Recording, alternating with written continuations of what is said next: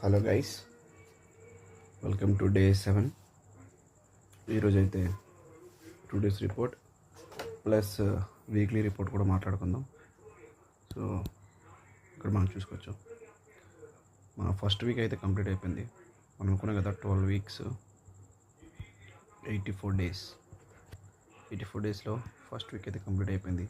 Day 1 to Day 7, that is June 1 to June 7 ఒక week అయిపోయింది. ఈరోజు అయితే మనం June 7th Day 7th టోటల్గా ఇక్కడ చూసుకోవచ్చు మన వాచ్లో 913 calories, 10,345 steps. That combines as 913 calories.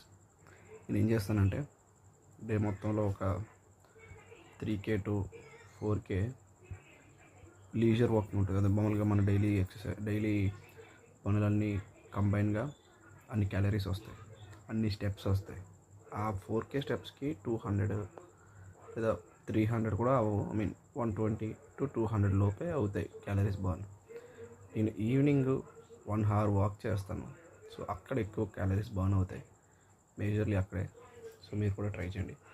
ఇక మన వీక్లీ రిపోర్ట్లోకి వస్తే, ఇదైతే మన వీక్లీ రిపోర్ట్. టోటల్గా 8 sessions జరిగాయి. 6 walking, 2 outdoor sports. 2 outdoor sports అంటే మనం క్రికెట్ ఇవి కొన్ని ట్రై చేసాం. ఇక్కడ ఇవి చూసుకోవచ్చు, టోటల్ డిస్టెన్స్ మనం 18 kilometers వాకింగ్ చేసాం. 4 hours 31 minutes. Farthest distance is 4.5.